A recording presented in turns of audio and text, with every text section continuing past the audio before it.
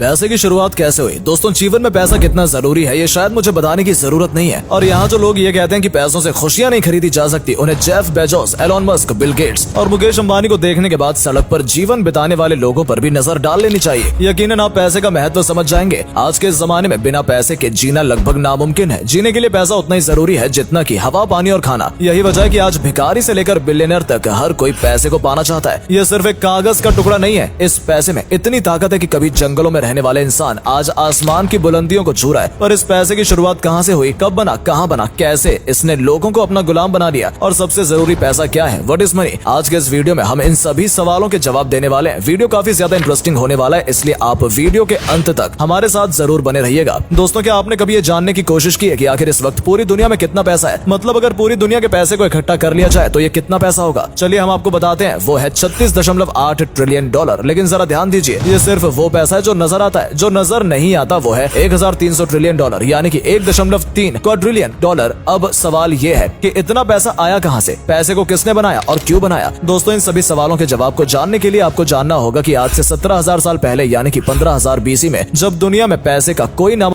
नहीं था, उस समय इंसान छोटे छोटे कबीलों में ही रहा करते थे। उनके जीवन का एकमात्र उद्देश्य था खुद को जिंदा रखना, जिसके लिए वो शिकार किया करते थे। लेकिन हर दिन उतना शिकार मिल पाना जिससे इनके पूरे कबीले का पेट भर जाए, ये पॉसिबल नहीं था। पर भूख तो कोई नहीं रोक सकता। इनकी ये भूख ही थी जिसने इस कबीले को दूसरे कबीले से जोड़ा और ये एक दूसरे से चीजों का आदान प्रदान करने लगे। ये अपने हथियारों के बदले ताजा मांस लेते थे और इसी तरह से उस समय बार्टरिंग सिस्टम का जन्म हुआ, यानी कि एक सामान के बदले दूसरे सामान को देना। रिसर्चर्स की माने तो इस बार्टरिंग सिस्टम की शुरुआत करने वाले मेसोपोटामियन ट्राइब थे, जो साउथ वेस्ट एशिया के मेसोपोटामियन रीजन में रहा करते थे। आज के समय में यहाँ पर इराक है। बार्टरिंग सिस्टम ने लोगों के अंदर कई तरह के परिवर्तन लाए, जिसमें सबसे इंपॉर्टेंट था ट्रेड। लोग एक दूसरे से अब ट्रेड करने लगे थे। जो लोग एक समय अपने भोजन के लिए एक दूसरे के खून के प्यासे हुआ करते थे, वो अब व्यापार करने लगे थे। इसी के साथ समय बीतता गया और आबादी बढ़ती गई। हजारों साल बाद जब लोग शिकार के साथ साथ अनाज उगाने लगे तो उन्हें बार्टरिंग सिस्टम में कई तरह की खामियां देखने को मिली। आबादी अधिक होने की वजह से उन्हें ये याद रखने में कठिनाई होने लगी कि किस इंसान को उन्होंने क्या दिया है और किससे क्या लेना है। इस समस्या से बचने के लिए उन्होंने मिट्टी के टुकड़े के ऊपर लिखना शुरू कर दिया, जिससे अकाउंटिंग की शुरुआत हुई। लेकिन अभी भी बार्टरिंग सिस्टम में कई तरह की खामियां थी, जिसमें सबसे बड़ी कमी ये थी कि बार्टरिंग सिस्टम के लिए दो लोगों की रजामंदी जरूर होती थी। जिसमें सबसे बड़ी कमी ये थी कि बार्टरिंग सिस्टम के लिए दो लोगों की रजामंदी जरूरी होती है, क्योंकि कई बार ट्रेड करते समय एक इंसान को तो उसकी जरूरत का सामान मिल जाता था, लेकिन अगले व्यक्ति को वो चीज नहीं चाहिए होती थी जो सामान वाला उसे दे रहा है। इसलिए एक समय के बाद इस तरह से ट्रेड को करना काफी मुश्किल हो गया और इस समय से छुटकारा पाने के लिए पैसों को जन्म दिया गया। लेकिन ये पैसे वो पैसे नहीं थे जो आज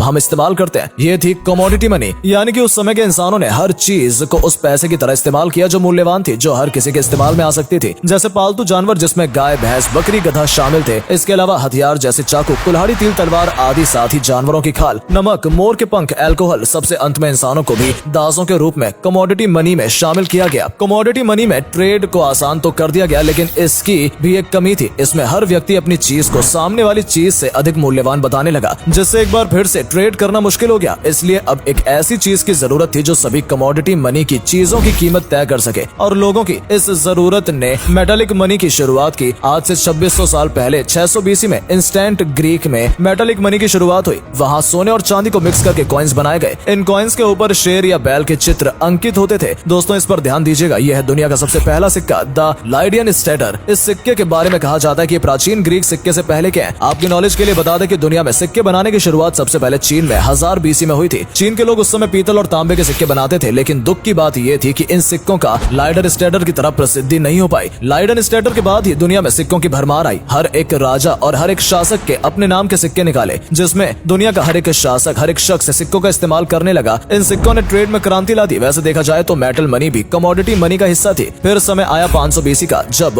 ओवरसीज ट्रेडिंग अपने पीक पर थे। उस समय व्यापार इन्हीं सिक्कों के जरिए होता था, लेकिन इन सिक्कों की सबसे बड़ी कमी इनका वजन था। वजन अधिक होने के साथ साथ ये समुद्री जहाज में बहुत अधिक जगह लेते थे। इन्हें ट्रांसपोर्ट करने में भी बहुत अधिक समय लगता था, जिस वजह से इनके चोरी होने का भी खतरा बढ़ गया था। इन्हें गिनने में भी काफी कठिनाई आती थी। इसलिए अब सिक्कों की जगह पर एक ऐसी चीज की जरूरत महसूस हुई जो वजन में हल्की हो और जो आसानी से स्टोर और काउंट की जा सके। वैसे कहावत तो आपने सुनी ही होगी, necessity is the mother of invention, यानी आवश्यकता ही आविष्कार की जननी है। और यही पेपर मनी के साथ भी हुआ। लोगों की जरूरतों ने पेपर मनी को जन्म दिया। साल 1289 में मंगोल जो कि चाइना का शासक जो कि चंगेज खान के पोते थे कुबला खान ने ट्री की छाल से सबसे पहले पेपर मनी को बनाया। इस पेपर मनी को उस समय IOU यानी कि IOU कहा गया। इसका मतलब था कि मैं तुम्हारा कर्जदार हूँ, यानी जब तुम इस पेपर मनी को वापस करोगे तब तुम्हारे बेशकीमती हीरे जवाहरात तुम्हें वापस मिल जाएंगे। लेकिन लोगों ने इस कागज को बदलने की जगह उसी से ट्रेड करना शुरू कर दिया और उस समय के साथ साथ पेपर मनी चाइना के बाहर फैल गई। अब लोगों में ज्यादा से ज्यादा IOU यानी कि पेपर मनी को पाने की होड़ लग गई। इसी समय बैंक भी अस्तित्व में आए जो लोगों से उनके चांदी सोने हीरे लेकर उन्हें पेपर मनी देने लगे, क्योंकि पेपर मनी एक ऐसी चीज थी जिसे वो जितना चाहे उतना छाप सकते थे और लोग भी इसे लेने लगे क्योंकि सोने चांदी के चोरी होने का डर लगा रहता था। कुछ समय बाद ये मिनी बैंक लोगों को IOUs उधार देने लगे, जिससे पूरी दुनिया में पेपर मनी की बारिश होने लगी। पेपर मनी की अधिकता ने महंगाई को जन्म दिया। जो सामान एक IOU में मिलता था वो अब 10 IOU में मिलने लगा। बैंक में उतने सोने के सिक्के नहीं थे जितने की बाहर देश में पेपर मनी मौजूद थे। इस बात की खबर जब लोगों को हुई तो वो अपने सिक्कों को लेने के लिए बैंकों की तरफ दौड़ पड़े, लेकिन बैंक्स ने खुद को दिवालिया घोषित कर दिया। अब लोगों का बैंक्स पर से भरोसा उठ गया। लोगों के पास जो बचे कुछ सिक्के थे वो उसे अपने पास घर पर छुपाकर रखने लगे। पैसे का सर्कुलेशन भी अब पहले से बहुत कम हो गया, जिससे लोगों को भारी मुसीबतों का सामना करना पड़ा। फिर समय आया 1816 का, जब ब्रिटेन ने एक लॉ के तहत ये अनाउंसमेंट किया कि अब उनके पास जितना गोल्ड होगा वो उतने ही पेपर मनी प्रिंट करेंगे, जिससे महंगाई नहीं बढ़ेगी और कर्ज भी एक लिमिट में ही दी जाएगी। इस तरह से ब्रिटेन ने अपने पेपर मनी को गोल्ड के स्टैंडर्ड के मुताबिक कर दिया और कुछ ही समय में ब्रिटेन को देखकर बाकी सारी कंट्रीज ने भी अपने पेपर मनी को गोल्ड स्टैंडर्ड के मुताबिक कर दिया। जिसके बाद साल 1900 में यूनाइटेड स्टेट्स ने भी गोल्ड स्टैंडर्ड को अपना लिया, लेकिन उन्हें नहीं पता था कि इसके आगे जो होने वाला था वो काफी भयानक है। दोस्तों, देश में जब पैसा ज्यादा होता है तो इन्फ्लेशन होता है यानी महंगाई बढ़ती है, लेकिन जब पैसा कम होता है तो डिफ्लेशन होता है जो महंगाई से भी ज्यादा खतरनाक होता है। और साल 1930 में यही हुआ। यूएसए में डिफ्लेशन हो गया और क्योंकि चीजों की कीमत कम होने की वजह से कंपनी इतना पैसा नहीं कमा पा रही थी कि वो अपने एम्प्लॉय को सैलरी दे सके। ऐसी सिचुएशन में लोगों के पास ना ही जॉब था और ना ही पैसा, जिसके बाद इस मुसीबत से बचने के लिए साल 1933 में प्रेसिडेंट फ्रैंकलिन डी